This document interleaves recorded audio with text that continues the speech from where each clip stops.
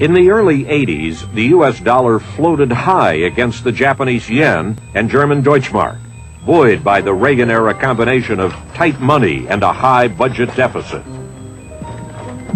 That was good news for Japan and Germany because the high dollar meant a low yen and Deutschmark and low prices for Japanese and German exports, more sales, and more jobs.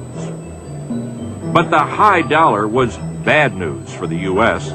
Higher export prices, declining sales, lost jobs, and calls for government protection. As Ronald Reagan's Treasury Secretary, James Baker believed that free markets made their best choices without government interference.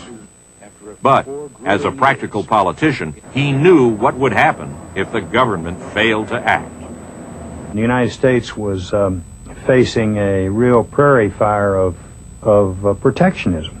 There was a lot of protectionist sentiment in the Congress. Legislation was being discussed, if not introduced, and it was our view that something had to be done about that. To head off the threatened protectionism, Baker picked New York's Plaza Hotel as the site for secret monetary diplomacy. A 1985 gathering of finance ministers and central bankers from the G5, the big industrial nations. Their surprise decision, the Plaza Accord, an agreement to sell dollars on worldwide currency markets in an effort to send the dollar and American export prices down. Why would Germany and Japan be willing to give up the advantages of the low Deutschmark and yen? Finance Minister Gerhard Stoltenberg represented Germany at the Plaza. Maybe a short-term advantages could be endangered when the other important countries, in this case especially United States, would be negatively affected, especially by a expanding trade deficit which created tensions also for the other countries. So we wanted a surplus in trade, but not as big as we had when the dollar was more than 3 Deutschmark. Toyo Giyoten was Japan's Vice Minister of Finance at the Plaza. Strong dollar made Japanese exports very easy, and very large Japanese surplus generated international criticism against Japan. Japan was concerned about those criticisms. The Plaza Accord put the G5 back into the international exchange rate equation. Had they abandoned the policy of market-driven exchange rates?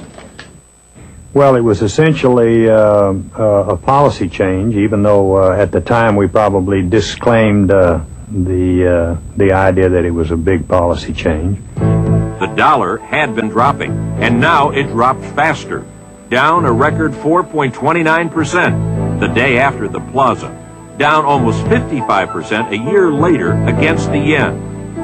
Had the new strategy worked? MIT professor Paul Krugman. All the evidence before and since has suggested that intervention on the scale that actually took place should not have made very much difference. The usual experience has been that an intervention of the size, a few $1 billion that took place after the Plaza Accord, is something, if the market doesn't agree, the market thinks the dollar should be going up and you intervene to try to force it down, the market can swallow $20 billion of intervention with just a slight burp and then continue on its progress. So the intervention itself probably isn't the explanation.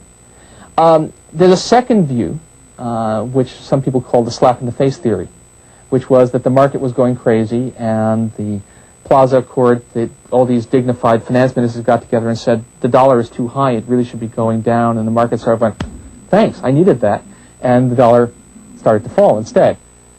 The dollar kept falling, and the finance ministers and central bankers were satisfied.